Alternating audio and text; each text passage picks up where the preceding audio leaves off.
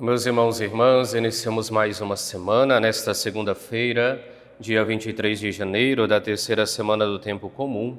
E assim com cada um de vocês queremos nesse dia meditar o Evangelho que a liturgia da Igreja nos apresenta. E lemos o Evangelista São Marcos no capítulo 3, versículos do 22 ao 30.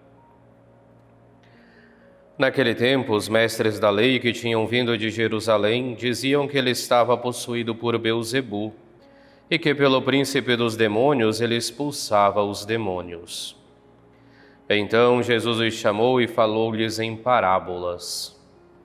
Como é que Satanás pode expulsar a Satanás? Se um reino se divide contra si mesmo, ele não poderá manter-se. Se uma família se divide contra si mesma, ela não poderá manter-se. Assim, se Satanás se levanta contra si mesmo e se divide, não poderá sobreviver, mas será destruído. Ninguém pode entrar na casa de um homem forte para roubar seus bens, sem antes o amarrar. Só depois poderá saquear sua casa.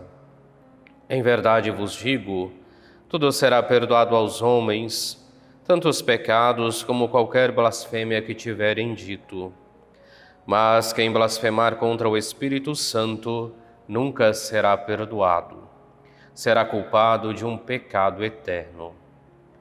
Jesus falou isso porque diziam, ele está possuído por um espírito mau. Palavra da salvação, glória a vós, Senhor. Iniciamos mais uma semana, nesta segunda-feira, terceira semana do Tempo Comum, e com ela continuamos a leitura sequencial que estamos fazendo do Evangelista São Marcos. Hoje vemos, como nos é narrado pelo Evangelista, os fariseus que começam, juntamente com os mestres da lei, a querer dizer que aquilo que Jesus cumpre não vem de Deus, mas vem do inimigo, vem do demônio. Por isso que dizem, é por Beelzebu, o príncipe dos demônios, que ele expulsa os demônios. Procuram desacreditar a mensagem de Jesus, muito provavelmente porque a mensagem de Jesus tinha se tornado muito mais convincente do que o ensinamento que eles traziam. E não podendo então enfrentar Jesus diretamente, tentam descredibilizar a sua mensagem dizendo, não é de Deus que ele fala, mas fala de qualquer outra coisa, é pelo chefe dos demônios que ele expulsa os demônios. No entanto, Jesus vem explicar o quanto aquilo é impossível, usando desta parábola, dizendo um reino que se divide contra si mesmo não poderá manter-se. E eles conheciam muito bem os reinos da época. Imaginemos se o reino de Jerusalém começasse a ter conflitos internos, ele não poderia se manter diante dos demais reinos e poderia ser facilmente tomado pelos inimigos. O mesmo explica Jesus usando do exemplo da família. Uma família que divide-se entre si não pode permanecer de pé, mas verá a sua ruína.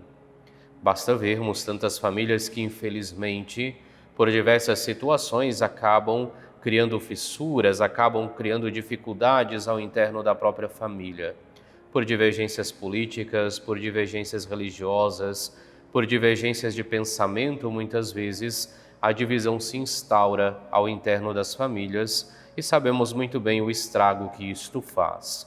E assim, usando destes dois exemplos, Jesus vem dizer, olha, é impossível que aconteça isso que vocês estão dizendo, porque então, se o próprio demônio vira-se contra ele, como poderá subsistir a sua casa?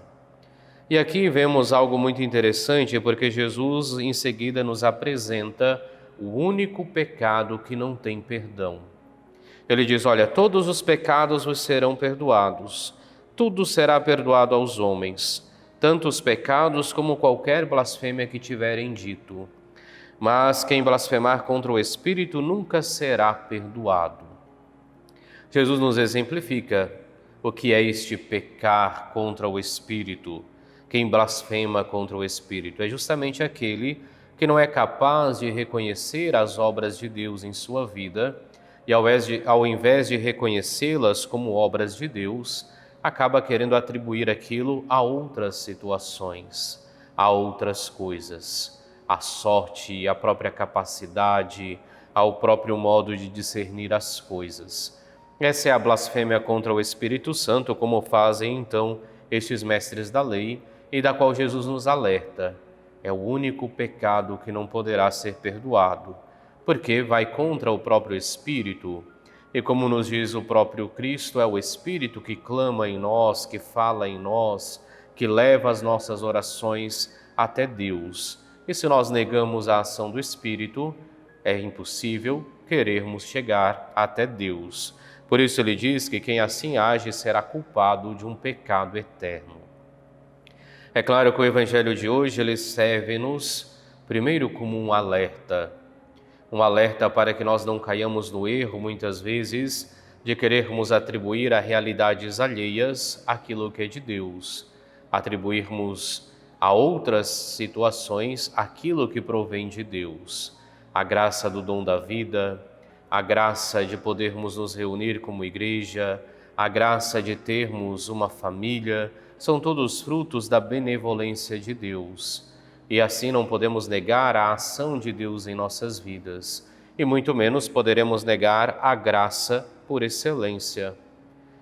Deus que se manifesta no Filho, em Jesus Cristo, na plenitude dos tempos, para que pudesse então, através do sacrifício de si mesmo, libertar-nos do pecado. Essa é a graça por excelência que não deve ser negada e na qual nós encontramos o centro da nossa fé, como hoje nos recorda o autor da carta aos Hebreus quando diz: mas foi na plenitude dos tempos que uma vez por todas ele se manifestou para destruir o pecado pelo sacrifício de si mesmo. É a graça por excelência, que é a doação de Jesus Cristo no alto da cruz. E se negamos esta graça, negamos o Espírito. E se negamos o Espírito, como nos diz Jesus, somos culpados de um pecado eterno. Que possamos no dia de hoje, portanto, procurar sempre reconhecer e acreditar na graça por excelência que nos é dada, a graça de termos um Salvador, a graça de Jesus Cristo, que através da doação de si mesmo destrói o pecado. E assim procuremos caminhar com Ele e procuremos sempre a busca intensa do perdão dos pecados. Façamos a nossa oração para esse dia. Deus eterno e todo-poderoso, dirigi a nossa vida segundo o vosso amor, para que possamos, em nome do vosso Filho, frutificar em boas obras. Por nosso Senhor Jesus Cristo, vosso Filho, na unidade do Espírito Santo. Amém. O Senhor esteja convosco, Ele está no meio de nós. E abençoe-vos Deus Todo-Poderoso, Pai, Filho e Espírito Santo. Amém.